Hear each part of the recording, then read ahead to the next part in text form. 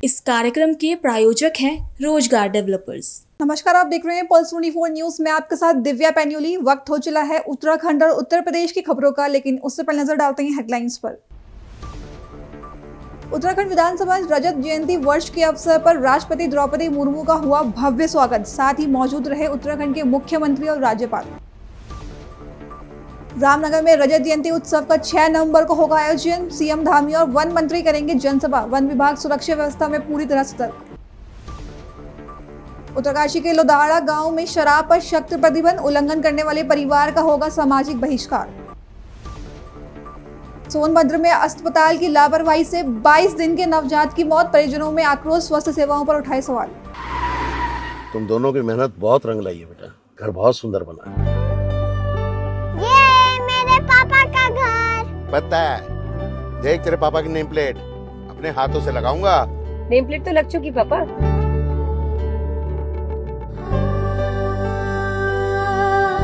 असल मेहनत तो आपने किया पापा, मुझे इस काबिल बनाने के लिए। वो जिंदगी भर किराए के मकान में रहे, लेकिन तो आज ये घर मेरा नहीं, ये है मेरे पापा का घर।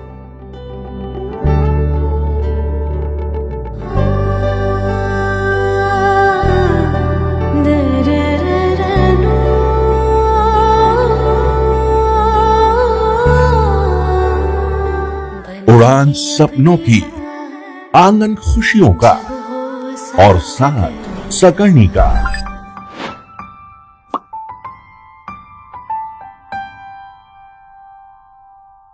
60 वर्षों से आपके साथ मनोरंजन और संस्कार का संगम, जाह्नवी मैगजीन।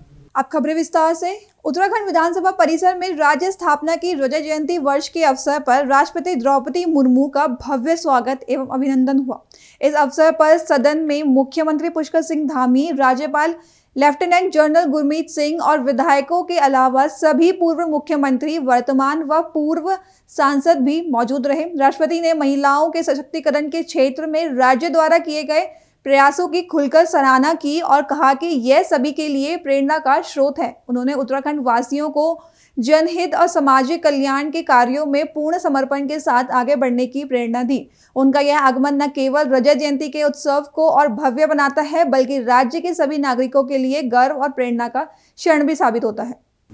इस सदन में उपस्थित उत्तराखंड के राज्यपाल लेफ्टिनेंट जनरल गुरमीत सिंह जी, विधानसभा के अध्यक्ष श्रीमती ऋतु खंडेरी भूषण जी, मुख्यमंत्री श्री पुष्कर सिंह धामी जी, विपक्ष के नेता श्री यशपाल आर्य जी, माननीय सदस्यगण, गणमान्य अतिथियों, देवियों और स्वजन, सभी को मेरा नमस्कार। उत्तराखंड राज्य की स्थापना की रजत जयंती के ऐतिहासिक अवसर पर लोकतंत्र के इस मंदिर में विधानसभा के विशेष सत्रों में आप सबके बीच आकर मुझे अत्यंत प्रसन्नता हो रही है। इस अवसर पर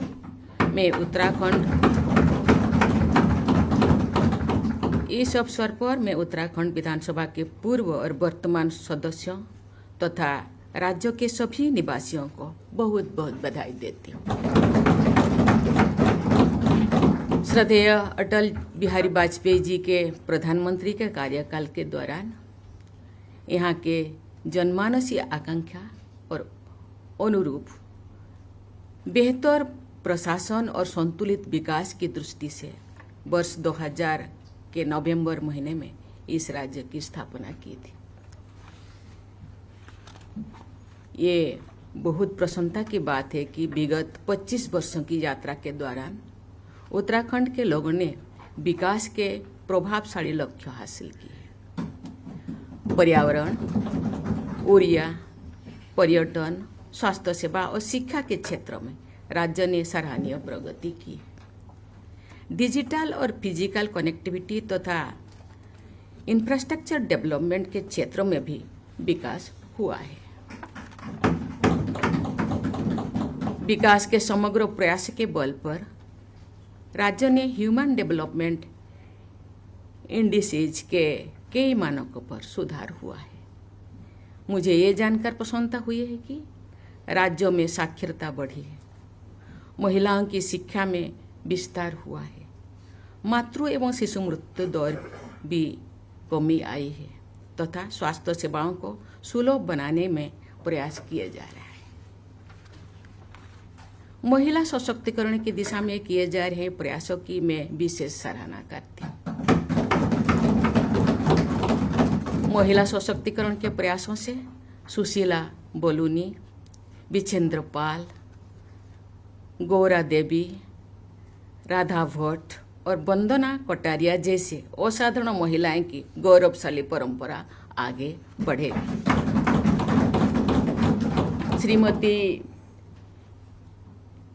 ऋतुखंडली भूषण की राज्य की पहली महिला विधानसभा अध्यक्ष नियुक्ति करके उत्तराखंड विधानसभा ने अपना गौरव बढ़ाया है। मैं चाहूंगी कि सभी हितधारकों के सक्रिय प्रयास से उत्तराखंड विधानसभा में महिलाओं की संख्या में बढ़ोतरी होगी।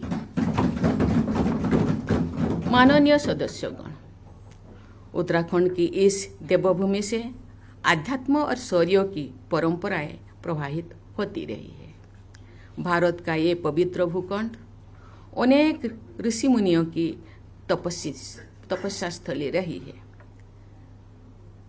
उमान रेजिमेंट तथा गढ़वाल रेजिमेंट के नाम से ही यहाँ की शौर्य परंपरा का परिचय मिलता है। यहाँ के युवाओं में भारतीयों सेवा करके मातृभूमि की रक्षा करने के प्रति उत्साह दिखाई देती है। उत्तराखंड की ये शौर्य परंपरा सभी देशवासियों के लिए गर्व की बात है।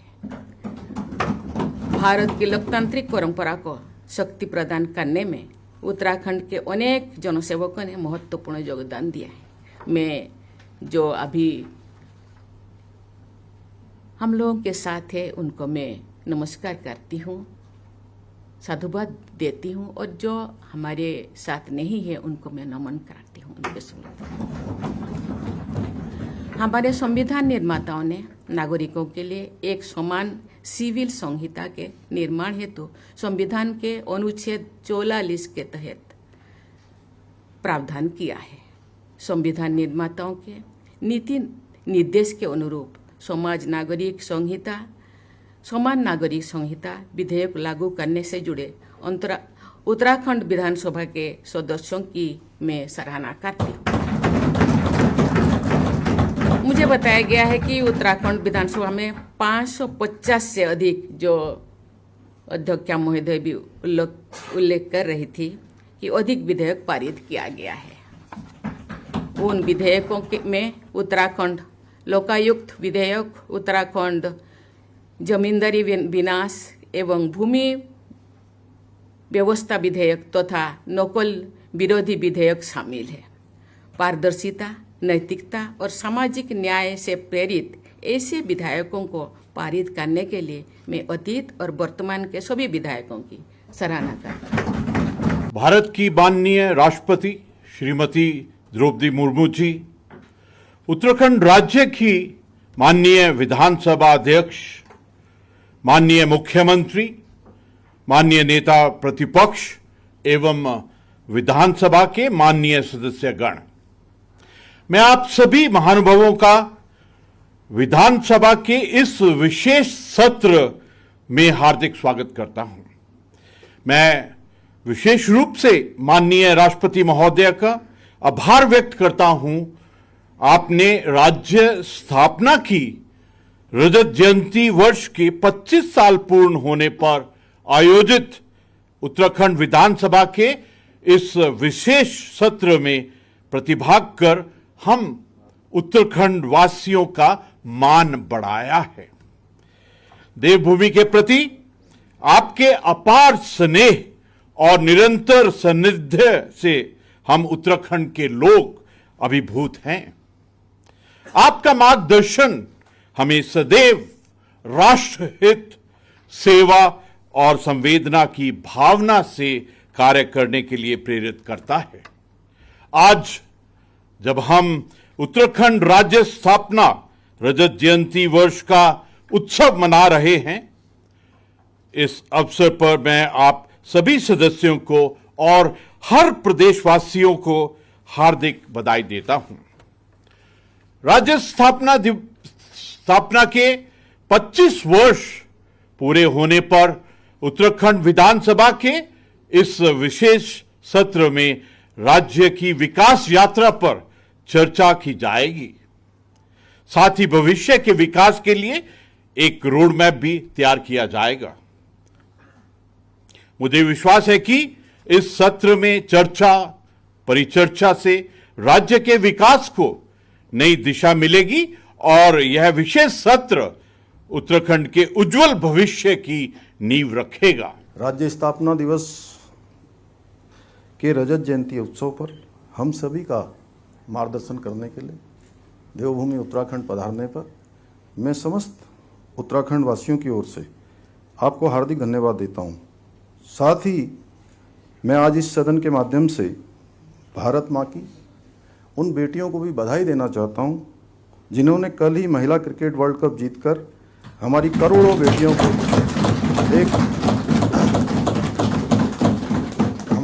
बेटियों को नई प्रेरणा दी है।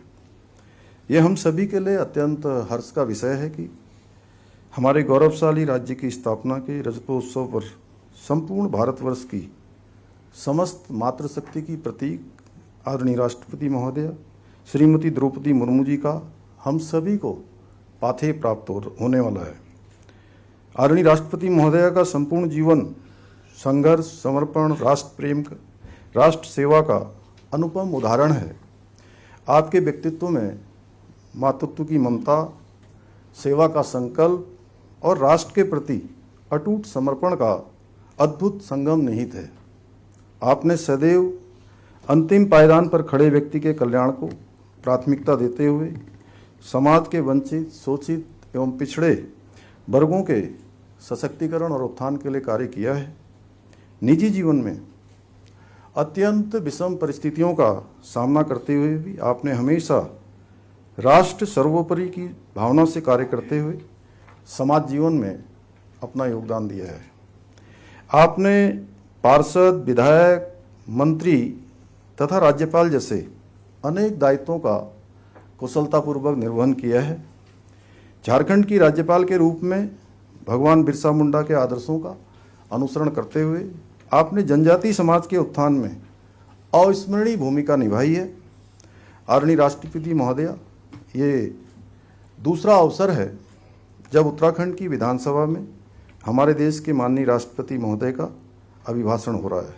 इससे पूर्व 18 मई 2015 को पूर्व राष्ट्रपति श्रद्धेय स्वर्गीय प्रणब मुखर्जी जी ने हमारी विधानसभा को संबोधित किया था। देश की प्रथम नागरिक के रूप में आपका उत्तराखंड की विधानसभा में दिया जाने वाला ऐतिहासिक अभिभाषण हमारे राज्य के इतिहास में स्वर्ण अक्षरों में अंकित किया जाएगा। आपके प्रेरणादायी शब्द आने वाले 25 वर्षों तक उत्तराखंड की प्रगति के पथ को आलोकित करने वाले दीप स्तंभ के रूप में हमारा मार्गदर्शन करते रहेंगे। आदरणीय राष्ट्रपति महोदया, देवभूमि उत्तराखंड 9 नवंबर को अपनी स्थापना के 25 वर्ष पूरे करने जा रहा है। यह ऐतिहासिक अवसर प्रत्येक उत्तराखंड वासी के लिए आत्मगौरव का क्षण होने के साथ ही अत्यंत भावनात्मक क्षण भी है, क्योंकि ये राज्य हमारे उन असंख्य माताओं, बहनों, युवाओं और जननायकों के अदम्य साहस और संघर्ष का प्रतीक है, जिनके तप, त्याग और बलिदान के बल पर ये गौरवशाली राज्य अस्तित्व में आया। आदरणीय महोदया, हमें पृथक राज्य प्राप्त करने के लिए एक लंबे और कठिन संघर्ष के दौर से गुजरना पड़ा। इस संघर्ष में हमारे असंख्य नागरिकों ने बरसों तक न्याय, सम्मान और स्वाभिमान की अनथक लड़ाई लड़ी। राज्य निर्माण के लिए अनेक हुतात्माओं ने अपना सर्वोच्च निछावर कर इस राज्य की नींव को अपने लहू से सिंचित करने का काम किया। उन अमर बलिदानियों के बलिदान को उत्तराखंड का कोई भी नागरिक भुला नहीं सकता है। आज के इस अवसर पर मैं उन सभी ज्ञात अज्ञात राज्य आंदोलनकारियों को श्रद्धापूर्वक नमन करता हूं, जिनके त्याग, बलिदान के बल पर ये राज्य 25 वर्षों की गौरवशाली यात्रा पूर्ण कर रहा है। उत्तराखंड राज्य स्थापना दिवस की रजत जयंती उत्सव के मौके पर 6 नवंबर को रामनगर के नगर वन पार्क में भव्य जनसभा का आयोजन किया जाएगा। इस कार्यक्रम में मुख्यमंत्री पुष्कर सिंह धामी और वन मंत्री शामिल होंगे और जनता से संवाद करेंगे। तैयारी के तहत वन विभाग और प्रशासनिक अधिकारियों ने स्थल का बारीकी से निरीक्षण किया। निरीक्षण में Corbett tiger reserve director Saket Badola, SDM Pramod Kumar, DFO Dhruv Kumar, deputy director Rahul Mishra, park warden Amit और अन्य अधिकारी उपस्थित रहे। कार्यक्रम का मकसद जंगलों और वन जीवों के बीच सामंजस्य स्थापित करना और संघर्ष की घटनाओं को कम करने पर चर्चा करना है। हमारे उत्तराखंड राज्य को बने हुए 25 साल होने जा रहे हैं। उसको लेकर रजत जयंती समारोह पूरे प्रदेश के अंदर हो रहे हैं। इसमें विभिन्न विभागों के द्वारा कार्यक्रम किए जा रहे हैं। उसी के तहत एक हमारा जन वन करके कार्यक्रम यहाँ पर होने जा रहा है, जिसमें हमारे प्रदेश के यशस्वी मुख्यमंत्री पुष्कर सिंह धामी जी उपस्थित रहने वाले हैं, हमारे वन मंत्री जी रहने वाले हैं और जनता और जो फॉरेस्ट है, वन विभाग है, उनके बीच में किस प्रकार से जुड़ाव होना चाहिए, जिससे आने वाले समय में हम जो हमारे पारिस्थितिक तंत्र है इसको हम और मजबूत कर सकें, वनों से जनता का और ज़्यादा जुड़ाव हो, उसको लेकर और हम कहाँ तक हमने काम किया है, कहाँ तक हम पहुँचे हैं, वनों से लोगों को क्या फ़ायदा हुआ है, वनों को क्यों बचाना चाहिए, वाइल्ड लाइफ को क्यों बचाना चाहिए, उससे हमें क्या लाभ होता है, इन सब बातों को लेकर और उत्तराखंड राज्य ने अभी तक इन 25 सालों में क्या हासिल किया उसको लेकर ये कार्यक्रम हो रहे हैं, जिसमें 6 तारीख को यहाँ रामनगर के नगर वन में कार्यक्रम होने वाला है, जिसको वन विभाग के द्वारा करवाया जा रहा है। एक बड़ा डिपार्टमेंट में थोड़ा सा कभी रहता है, क्योंकि वो जो कर्मचारी थे वो भी नए थे, जिनको उस वक्त वहाँ पर अपॉइंटमेंट मिला था उस डिपार्टमेंट में, तो थोड़ा सा कमी रही है। उसकी जांच भी चल रही है विभाग के स्तर से, अपने स्तर से इन लोगों के, और जब कोई गलती अगर होती है तो फिर उससे भविष्य में हम सीख लेते ही हैं। तो मैं समझता हूँ कि आने वाले समय में सब अच्छा ही रहेगा। देवभूमि उत्तराखंड के उत्तरकाशी जिले के लोदाड़ा गांव में शराब के बढ़ते प्रभाव को रोकने के लिए ग्रामीणों ने खुद ही सख्त कदम उठाया है। ग्राम प्रधान कविता बुटोला के नेतृत्व में महिला और युवा मंगल दल की बैठक में यह निर्णय लिया गया कि शादी, चूड़ाकर्म और अन्य कार्यक्रमों में शराब परोसना पूरी तरह प्रतिबंध रहेगा। निर्देशों के अनुसार शराब परोसने वाले परिवार पर 51,000 रुपए का जुर्माना लगाया जाएगा और उनका समारोह गांव के किसी भी निवासी द्वारा नहीं भरा जाएगा। उल्लंघन करने वाले परिवार का सामाजिक बहिष्कार किया जाएगा और वह किसी अन्य कार्यक्रम में भी शामिल नहीं हो सकेगा। ग्राम प्रधान ने बताया कि शराब न केवल स्वास्थ्य के लिए हानिकारक है, बल्कि इससे गांव में झगड़े और सामाजिक अशांति भी बढ़ती है। ग्राम सभा लोदाड़ा की प्रधान कविता बुटोला हूँ। मैंने आज अपनी ग्राम सभा में की सहमति से एक बैठक रखी गई। इस बैठक में मैंने अपनी ग्राम सभा में नशा मुक्त कराने के लिए महिलाओं से और भाइयों से, बहनों से यह सुझाव लिया। सभी सहमति और महिला मंगल दलों से भी और सभी के सम्मान से, सभी के कहने से मैंने अपनी ग्राम सभा में नशा मुक्त कराने के लिए सभी को सहमत कराया। परिवार शादी विवाह में शराब परोसेगा और उस पर 51,000 जुर्माना लगेगा। ये सभी का निर्णय है, सभी ग्राम वासियों का निर्णय है, सभी महिला मंगल दल का निर्णय है। धन्यवाद। 3 तारीख को एक ग्राम सभा लोदाड़ा में एक ऐतिहासिक निर्णय लिया गया।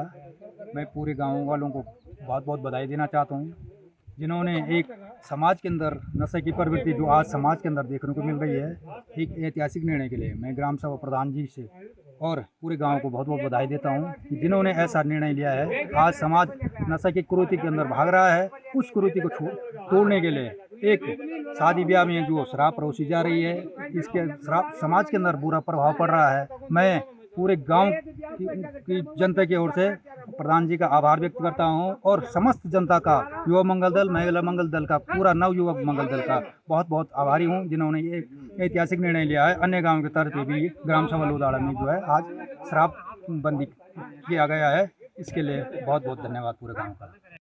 आम बैठक हुई जिसमें पुरुष भी थे, महिलाएं भी थी, सभी वर्ग के लोग थे। आज ग्राम सभा ने निर्णय ले लिया है कि शादी ब्याह कौ कार्य जड्यानी किसी में भी शराब नहीं परोसी जाएगी। ग्राम सभा लोदाड़ा के प्रधान, क्षेत्र पंचायत, बाकायदा सभी सदस्य, गणमान्य सामाजिक व्यक्ति, सभी लोगों ने आज विचार करके पूरी ग्राम सभा को मध्य से 51,000 रुपए। अगर कोई जबरन शराब पीता है और जबरन गांव के अंदर उद्दमता मचाता है तो उस परिवार पे 51,000 रुपए का जुर्म लग जाएगा। पूरी ग्राम सभा ने तय कर रखा है। सोनभद्र के रॉबर्ट्सगंज स्थित अपोलो हॉस्पिटल में 22 दिन के नवजात शिशु की मौत से परिजन आक्रोशित हो उठे। स्वास्थ्य विभाग की लापरवाही और अस्पताल में मानक प्रतिक्रियाओं का पालन न करने के आरोप परिजनों ने डॉक्टर सौरभ सिंह और स्टाफ पर लगाया। जानकारी के अनुसार नवजात को पहले जिला अस्पताल में भर्ती कराने की कोशिश की गई थी, लेकिन वहां बेड खाली न होने की वजह से बच्चे को अपोलो हॉस्पिटल भेजा गया। कुछ घंटे इलाज के बाद ही नवजात की मौत हो गई। परिजन आरोप लगा रहे हैं कि इलाज में लापरवाही के साथ साथ अत्यधिक पैसे वसूले गए। परिवार ने इस घटना की शिकायत नोडल अधिकारी डॉक्टर गुलाब यादव से भी की। बच्चा देहांत मतलब के बा बच्चा देहांत अंजनी ना बा केका लड़का है हमार लड़का वो अंजनी लड़का है नाती हमार है। कैसे मर गया लड़का? मर गया रिफर करे लोढ़ी से, यहाँ से चौपन से तो लोढ़ी से यहाँ अपोलो हॉस्पिटल रिफर करे, यहाँ मर गया।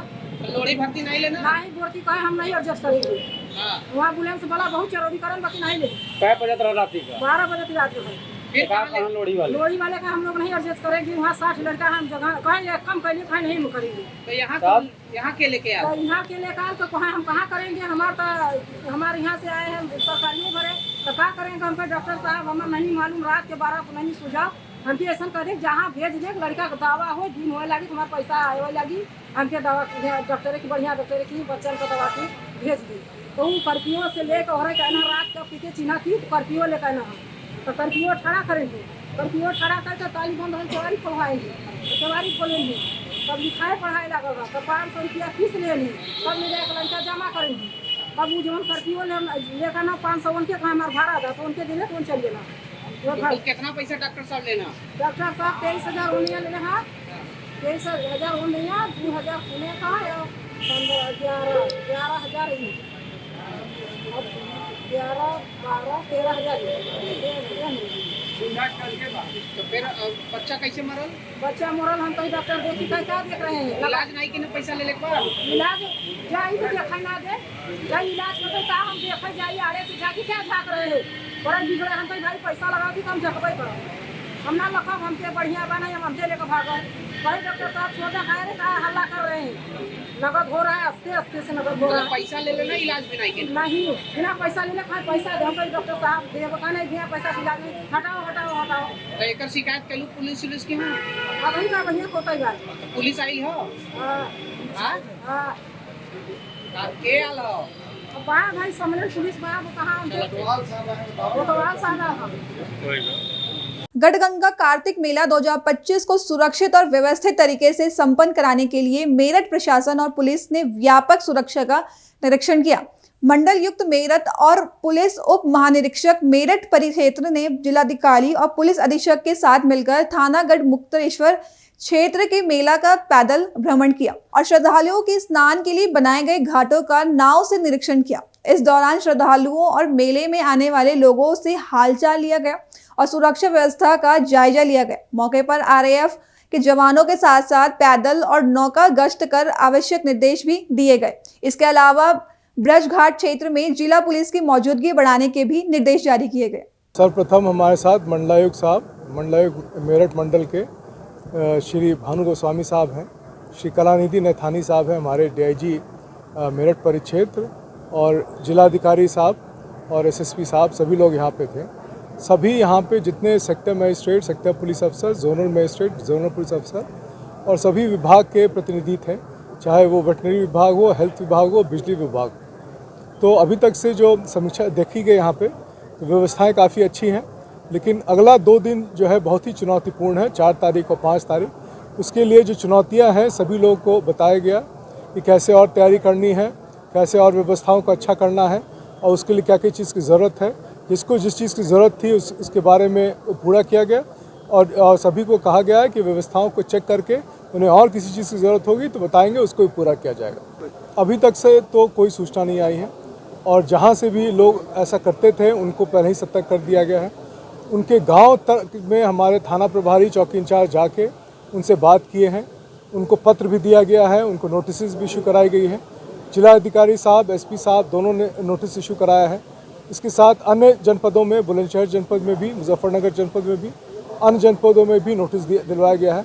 तो अभी तक से ऐसा कोई भी दौड़ के बारे में जानकारी नहीं हुआ है। अगले 2 दिन भी हम लोग कोशिश करेंगे कि कोई भी पशु क्रूरता की संदर्भ यहाँ पे ना आने पाए।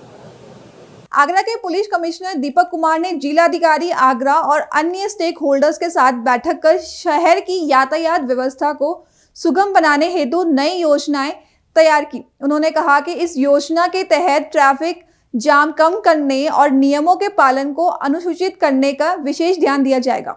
बैठक के बाद पुलिस ने कमिश्नर ने नागरिकों से अपील की है कि वे यातायात नियमों का पालन करें और ट्रैफिक सुधार योजना में सहयोग करें ताकि शहर की यातायात व्यवस्था और सुरक्षित व सुगम बनी रहे। आगरा जनपद के सम्मानित नागरिकों, जैसा कि विदित है कि आगरा जनपद के शहर में मेट्रो का निर्माण कार्य तेजी से चल रहा है और अगले वर्ष तक दिसंबर में इस मेट्रो के निर्माण कार्य को होना है। आगरा शहर की जो हर्ट लाइन है वो एमजी रोड है, जो कि जीवन रेखा है आगरा शहर की, और सबसे ज़्यादा दबाव मेट्रो का जो निर्माण है वो एमजी रोड क्षेत्र में ही हो रहा है। और दूसरा जो नेशनल हाईवे है जो हमारी मथुरा से जो रास्ता जाता है उस पर निर्माण कार्य हो रहा है और शाम के समय इन दोनों जगहों पर यातायात का दबाव अत्यधिक बढ़ जाता है। मेरे द्वारा पूर्व में भी जितने भी स्टेक होल्डर थे, डिस्ट्रिक्ट मजिस्ट्रेट, आगरा नगर आयुक्त, जो कैंटोनमेंट बोर्ड के सीईओ, एलएनटी जो कि निर्माण एजेंसी है मेट्रो, इन सब के द्वारा इन सब के साथ एक मीटिंग की गई और सबके साथ बातचीत करके शहर की यातायात व्यवस्था को कैसे हम सुचारू रखें उसके विषय में हम लोगों ने कार्य योजना तैयार की थी। इस कार्य योजना के बाद काफ़ी यातायात में सुधार हुआ और बहुत जगह से विद्युत पोल हटाए गए, जो फुटपाथ था उसका चौड़ीकरण किया गया और यही कारण है कि दीपावली में के समय जो ये पंच पर्व था उसमें लोगों को काफ़ी सुविधा हुई और काफ़ी लोगों ने अच्छा महसूस किया कि किसी तरह की उन्हें कठिनाई नहीं हुई। इस कार्य में आगरा जनपद के नागरिकों ने, व्यापारियों ने, युवाओं ने हम लोगों को काफ़ी सहयोग दिया। अब जैसा कि हम लोग सभी जानते हैं कि आगरा मैरिज का एक हब है, वेडिंग सेंटर है पूरे देश का, और पूरे देश विदेश के लोग वेडिंग के सीज़न में यहाँ पर डेस्टिनेशन वेडिंग के लिए आते हैं। इसके कारण जो अगला हमारा 4 महीने है उसमें काफ़ी यहाँ पर यातायात का दबाव बढ़ने वाला है। इस चीज़ को लेकर के हमने जिलाधिकारी के साथ, मेट्रो के अधिकारियों के साथ, एलएनटी के साथ और पुलिस विभाग के साथ एक विस्तृत हम लोगों ने मीटिंग की और उस मीटिंग में हम लोगों ने मेट्रो के साथ किन किन जगहों पर हमारा दबाव बढ़ेगा उन जगहों से बैरिकेटिंग को कम करने के लिए हम लोगों ने विस्तार से इसमें बात की। इसमें आम नागरिकों का भी सहयोग हमें चाहिए, चूँकि मेट्रो जो है हमारे शहर की जीवन रेखा बनने वाली है और वो अगले वर्ष तक मेट्रो को तैयार होना है, तो उसका भी कार्य होना है। तो मेट्रो का कार्य में किसी तरह की कोई बाधा नहीं हो, ये भी हमारे लिए एक चैलेंज है, लेकिन आम आदमी को भी कोई दिक्कत नहीं हो, इसके लिए हम लोगों ने एक रूपरेखा तैयार की। इस रूपरेखा के क्रम में एमजी रोड पर जहाँ जहाँ पर फुटपाथ को चौड़ा और किया जा सकता है उन सभी जगह हम लोग उसको चौड़ा कर रहे हैं। वन वे का डीसीपी ट्रैफिक सोनम जी के नेतृत्व में टीम बनी हुई है और एलएनटी के साथ मिल करके जहाँ जहाँ वन वे हम लोग कर सकते हैं वहाँ वहाँ हम लोग वन वे कर रहे हैं। जहाँ बैरिकेड्स, जहाँ जहाँ निर्माण कार्य, जैसे कलेक्टर के आवास के सामने निर्माण कार्य हो गया है उन जगह से बैरिकेटिंग को हम लोग हटा रहे हैं।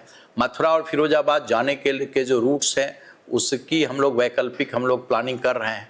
मैंने पहले भी अभिभावकों से अपील की थी और आज मैं फिर अपील करता हूं कि दोपहर में छुट्टी के समय में आप लोग कोशिश करिए कि शेयर करें गाड़ी को, चूँकि दोपहर के समय में यह दबाव बच्चों के स्कूल के छूटने समय में एमजी रोड पर काफ़ी बढ़ जाता है, चूँकि एमजी रोड से लेकर के जो हमारा हाईवे है, मथुरा हाईवे, ज़्यादातर स्कूल वहीं पर है। सामान्य नागरिक और व्यापारियों से भी हमारा एक अनुरोध है कि वन वे हम लोगों के द्वारा जहाँ जहाँ किया जाएगा उसमें आप लोग हमारी मदद करें और आपके माध्यम से जो भी इस शहर के लोग जिनका कि ट्रैफिक में इंटरेस्ट है और जो इंजीनियर हैं, जो सिविल इंजीनियर हैं या जो ट्रैफिक के विषय में जानकार हैं, वो लोग भी अपना सुझाव हमें दें कि जो ट्रैफिक का जो दबाव आने वाला है, चूँकि मेट्रो के निर्माण के कारण एमजी रोड की जो टोटल जो लंबाई चौड़ाई थी वो घटकर सिमटकर 40% रह गई है, लेकिन ट्रैफिक का दबाव उतना ही है।